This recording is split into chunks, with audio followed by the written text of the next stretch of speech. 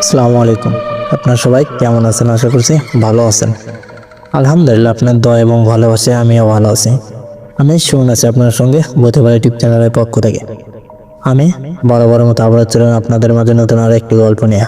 আজকে আপনাদের মাঝে যে ঘটনাটি আমি তুলে ধরব, এই ঘটনাটি একটি গ্রামের, সেই খুবই পুরনো গ্রাম। গ্রামটির কিছু কাহিনী আপনাদের মাঝে তুলে ধরব। আজকের গল্পটা খুবই ভয়ানক হতে চলেছে, খুবই ভয়ঙ্কর আর গা ছমছমে। ভয়ঙ্কর কিছু কথা আপনাদের মাঝে তুলে ধরবো এই গল্পটির মাধ্যমে। আশা করছি গল্পটি সবার ভালো লাগবে। কেউ ভিডিওটি স্কিপ করবেন না, সবাই কন্টিনিউ করতে থাকুন। এই গল্পটির শেষে কিছু কথা আপনাদের মাঝে তুলে ধরব। কথাগুলো খুবই শিক্ষণীয়, শুধু তাই না, খুবই ভয়ানকও হবে। তাই ঘটনাটি কেউ মিস করবেন না, সবাই আমাদের সঙ্গে থাকুন। যাই হোক, আমি আর কথা বাড়াচ্ছি না, চলুন সরাসরি ঘটনায় চলে যায়। একটি গ্রাম ছিল, গ্রামটির নাম শ্যামপুর। শ্যামপুর গ্রামটি খুবই ভয়ানক কিন্তু খুবই নির্জন একটি গ্রাম। গ্রামটিতে যে সকল লোকগুলো বাস করত, তারা সন্ধ্যার পরে কেউ আর ঘর থেকে বের হতো না। আমি গ্রামটির কথা অনেকজনের মুখ থেকেই শুনেছি, কিন্তু গ্রামটিতে আমি কখনো যাইনি। এবার যাওয়ার সিদ্ধান্ত নিয়েছি। কেউ কেউ বলতো গ্রামটি নাকি ভূতুড়ে গ্রাম, আবার কেউ বলতো সেই গ্রামে জিনেরা থাকে, আবার কেউ বলতো আগে নাকি কারো একজনের আত্মা দেখা যেত সেই গ্রামে। আমি গ্রামটিতে যাওয়ার সিদ্ধান্ত নিয়ে ফেলি। যেমন কথা তেমন কাজ, আমি গ্রামটিতে যাওয়ার জন্য বেরিয়ে পড়লাম। 1.5 ঘন্টার ভিতরেই আমি গ্রামটিতে পৌঁছে যাই। আমি কিছু লোককে জিজ্ঞেস করলাম এই গ্রামের বিষয়ে, কিন্তু প্রথমে কেউ কিছু বলতে চায় না। পরবর্তীতে আবারও একটি বয়স্ক লোককে জিজ্ঞেস করলাম, সে আমাকে সব ঘটনা বলতে চাইল। হ্যাঁ, যেমন কথা তেমন কাজ, লোকটি ঘটনাগুলো বলতে লাগলো। আমি লোকটিকে বললাম, প্রথম থেকে আমাকে একটু সবকিছু খুলে বলুন। এই গ্রামে এই ভূতের কাণ্ডগুলো কেমন করে হলো, এর উৎপন্ন কোথায় থেকে হয়েছিল? লোকটি আমাকে বলতে লাগলো। এই গ্রামেরই মাতব্বর ছিল। মাতব্বরের নাম রঘুনাথ। রঘুনাথ একটি বিবাহ করেছিল, তার স্ত্রীটা মারা গিয়েছে, কিন্তু রঘুনাথ ভালো ছিল না। সে তো বলতো তার স্ত্রী হঠাৎই স্ট্রোক করে মারা গিয়েছে। দুঃখ আমরা ভেবে নিয়েছি অন্যটা। রঘুনাথ খুব একটা ভালো লোক না। সে রেগুলারই তার বউয়ের গায়ে হাত তুলত। হঠাৎ করে একদিন সকালবেলা আমরা শুনতে পারি রঘুনাথের স্ত্রী নাকি মারা গিয়েছে। রঘুনাথের স্ত্রীকে শ্মশানে নিয়ে যেয়ে তার লাশটি ওখানেই চিতাতে পুড়িয়ে ফেলে। তার পরের দিনে রঘুনাথ আমাদের এই গ্রামেরই একটি মেয়ে, নাম ছিল তার রহনা। রহনাকে বিয়ের প্রস্তাব দেয়। রহনা রাজি হয়নি। তার কারণে সেদিন রাত্রেবেলা রঘুনাথ রহনাকে তার বাড়ি থেকে উঠিয়ে নিয়ে যায়, নিয়ে যেয়ে তাকে বিয়ে করে। বিয়ে করার 2 দিন পরে আমরা খোঁজ পাই রহনা নাকি মারা গিয়েছে। রহনা তার বাড়ির ছাদ থেকে লাফিয়ে আত্মহত্যা করে। তারপর থেকে এই গ্রামে রঘুনাথের বাড়িতে রাত 12টার পরে একটি মেয়েকে দেখা যায়। মেয়েটি সাদা শাড়ি পরে, হাতে শাঁখা পলা, মাথায় সিঁদুর। মেয়েটিকে প্রায় রাত 12টার পরে দেখা যায় সেই বাড়ির ছাদে। কৌতূহলবশত যদি কেউ রহনাকে দেখতে যায় তাইলে সে আর ফিরে আসে না, সে ওখানে মারা যায়, আর লাশটাও খুঁজে পাওয়া যায় না। এরকম করে অনেক লোকই এই গ্রামের মারা গিয়েছে সেই রহনার বিষয়টা উদ্ঘাটন করতে গিয়ে। এখনো রহনার আত্মাটা সেই বাড়ির আশেপাশে ঘোরাফেরা করে। রঘুনাথকেও মেরে ফেলেছে রহনার আত্মা, কিন্তু আজ পর্যন্ত রহনার আত্মাটা মুক্তি পায়নি। আজও অনেক লোককে মেরে চলেছে রহনা। তার কারণে সন্ধ্যার পরে কেউ আর এই গ্রাম থেকে বাইরে বের হয় না। শুধু তাই না, কেউ কারো ঘর থেকেও বের হয় না। সবাই যে যার ঘরেই থাকে, যত কাজে থাক তারপরেও সে তাদের ঘরেই থাকে, বের হয় না। এসব কথা শুনে তো রীতিমতো আমি ভয়ে অবাক হয়ে গিয়েছি। লোকটির যেভাবে কথাগুলো বলল তাতে আমার মনে হয়েছিল হয়তোবা আত্মাটি থাকতে পারে। আমি তো আত্মাকে বিশ্বাস করি না, জিন ভূতে আমি বিশ্বাস করি, কিন্তু আত্মাকে না। আমরা জানি জিন আছে কিন্তু আত্মা না। আমি বিষয়টা বেশ ভালোভাবে মনোযোগ দিয়ে শুনলাম। কথাগুলো সে যেভাবে বলল তাতে আমার কিছুক্ষণের জন্য হলেও মনে হয়েছিল হয়তোবা কথাগুলো সত্যি। আমি ওখানে আর দেরি করলাম না, বেরিয়ে চলে এলাম। ঠিক রাত 12টা আমি ঘর থেকে বেরিয়ে এসে গ্রামের দিকে রওনা দিই। কিছুক্ষণের মধ্যে আমি গ্রামে পৌঁছে যাই। আমি সেই বাড়ির কাছে যেতেই সেই মেয়েটিকে আমার চোখে পড়ল। মেয়েটি ঘরের ছাদের উপরে দাঁড়িয়ে আছে। আমি ঘরের ভিতরে ঢুকতে লাগলাম। প্রথমে গেটটি টপকে আমি ঘরের ভিতরে প্রবেশ করি। ঘরের ভিতরে ঢুকেই সিঁড়ি দিয়ে ছাদের উপরে যাই। যে দেখি বাড়ির এক কোনায় একটি মেয়ে বসে আছে। মেয়েটি চুপ করে বসে আছে পিছন দিক তাকিয়ে। আমি পিছন দিক দিয়ে কাছে যেতেই আচমকা কিছু বাতাস এসে দেন আমার শরীরটা ভেদ করে নিয়ে গেল। আমি চোখ বন্ধ করলাম। চোখ খুলে দেখি মেয়েটি আর আমার সামনে নেই। আমি ওখান থেকে পিছনে ঘুরে তাকালাম, দেখলাম পিছনেও নেই। ঘরের চতুর্থ সাইডে খুঁজি, ছাদের সাইড দিয়ে ভুলকিতে দেখি নিচেও নেই। মেয়েটি কোথায় গেল? বিষয়টা কেউ অস্বাভাবিক না। চোখের সামনে থেকে চোখের পলকে মেয়েটি উধাও হয়ে গেল। আমি চতুর্দিকে বেশ ভালোভাবে খুঁজি, কিন্তু কাউকে আমার চোখে পড়ে না। আমি কি করব বুঝতে পারি না। আমি খুবই দ্রুত ছাদ থেকে নেমে এলাম। নেমে ঘরের ভিতরে ঢুকে পড়ি। ঘরের ভিতরে থেকে বের হওয়ার অনেক চেষ্টা করি। গেটের সামনে আসছি, গেটটি লেগে যায়। পরবর্তী আরেকটি গেট খোলা দেখলাম। সেই গেটের সামনে যেতেও সেই গেটটিও আচমকা বন্ধ হয়ে যায়। আমি বেশ কয়েকটি গেট দেখলাম, কিন্তু কোনো গেট দিয়ে বের হতে পারতেছি না। কি করব বুঝতে পারি না। অনেক রাত হয়ে গিয়েছে, তখন বাজে প্রায় রাত 1টার কাছাকাছি। মেয়েটিকেও আমার আর চোখে পড়ে না। চতুর্দিকে অনেকভাবেই খুঁজে দেখি, কিন্তু মেয়েটিকে আমার চোখে পড়ে না। আমি ঘর থেকেও তো বের হতে পারতেছি না। কি করব বুঝতে পারি না। মাথাটি যেন কাজ করা বন্ধ করে দিয়েছে।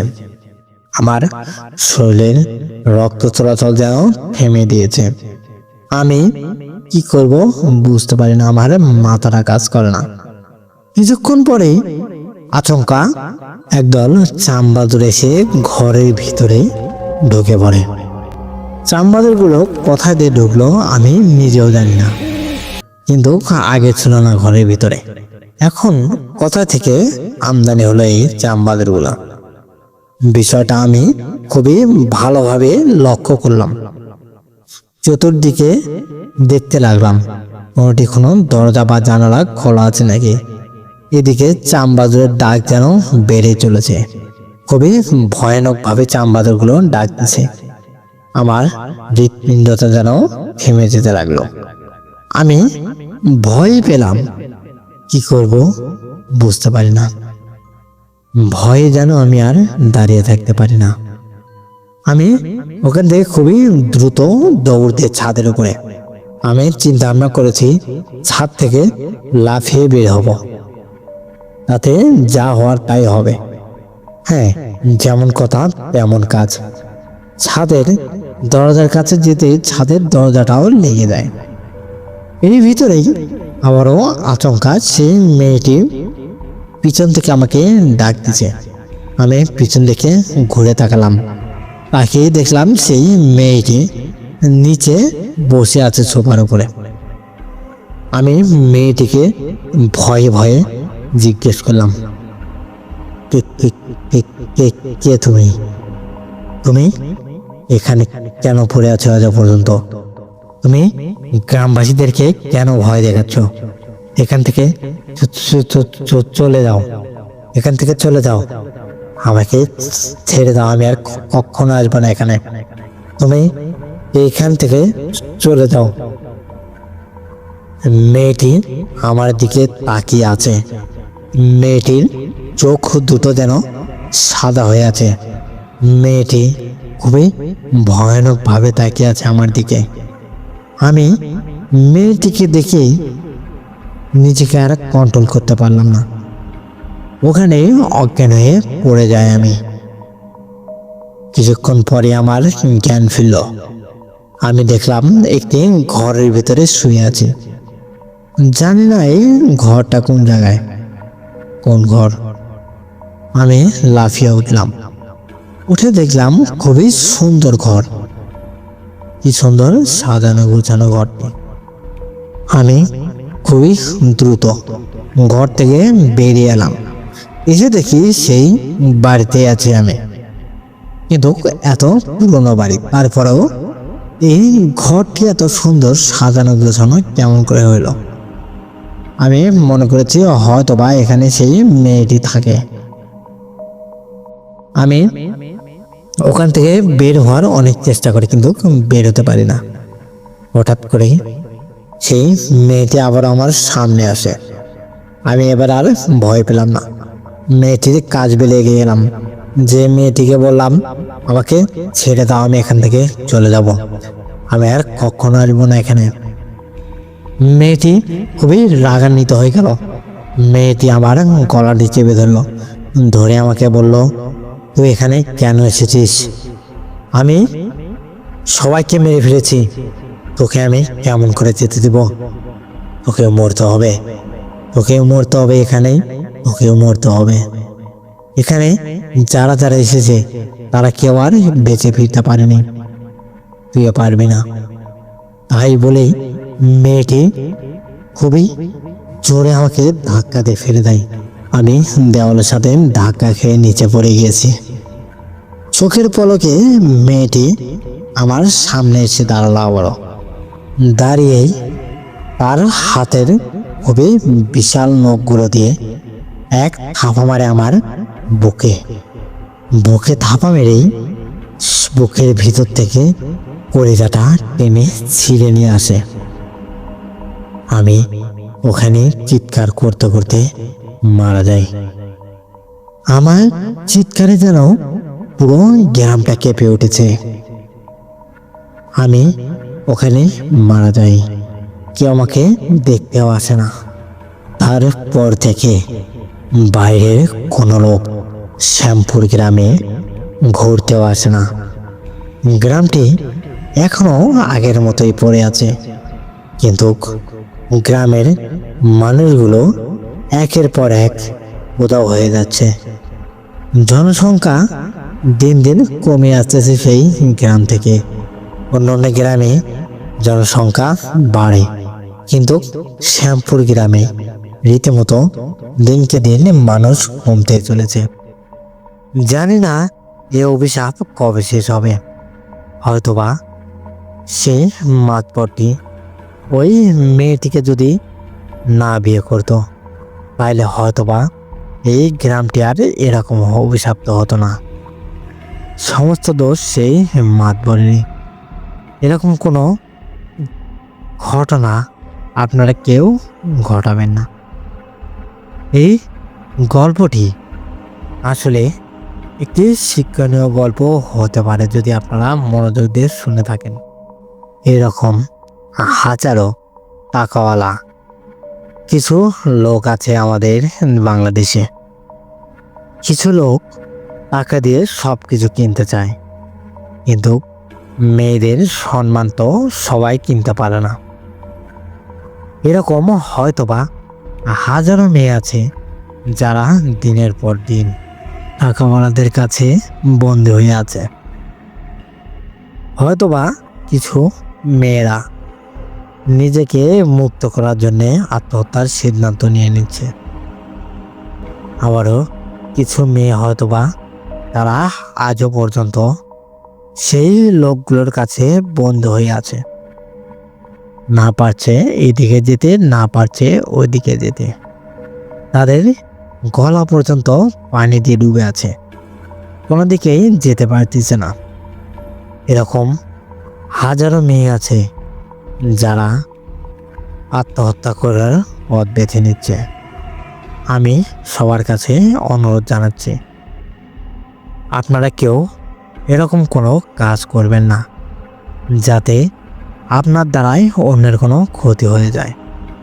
যাই হোক, ছোট্ট একটি ঘটনা আপনাদের মাঝে তুলে ধরেছি। এই ঘটনাটি শুধুমাত্র একটি গল্প, এখানে বাস্তবের কোনো মিল নেই। যাই হোক, ঘটনাটি আপনারা সিরিয়াসলি কেউ নেবেন না। আশা করব গল্পটি আপনাদের ভালো লেগেছে। যদি ভালো লাগে তাহলে সবাই লাইক দিয়ে যাবেন, আর আমাদের চ্যানেলটি অবশ্যই সাবস্ক্রাইব করবেন। যাই হোক, এরকম যদি ঘটনা আপনাদের কাছে থেকে থাকে তাহলে অবশ্যই আমাদের কাছে পাঠিয়ে দিবেন। আমাদের ইমেল বা হোয়াটসঅ্যাপ নাম্বারে পাঠিয়ে দিতে পারেন। আমাদের ইমেল অ্যাড্রেস ভূতেরবাড়ি00@gmail.com। আমাদের হোয়াটসঅ্যাপ নাম্বার 01962135608। আমাদের ইমেল বা হোয়াটসঅ্যাপে আপনার সঙ্গে ঘটে যাওয়া ঘটনাটি পাঠিয়ে দিতে পারেন। যাই হোক, আমি আর কথা বাড়াচ্ছি না, বড় মতো একটি কথাই বলতে চাই। আপনারা সবাই ভালো থাকুন, সুস্থ থাকুন। আল্লাহ হাফেজ। কে কে তুমি? চিনতে পারছো না আমাকে? কে আমি? না, চিনতে পারছি না তোমাকে।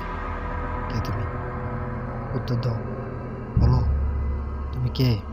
কে তুমি? অশরীরী কি?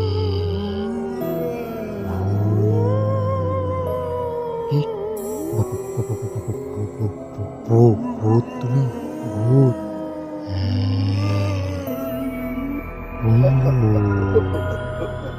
ভূতের বাড়ি, ভূতের বাড়ি।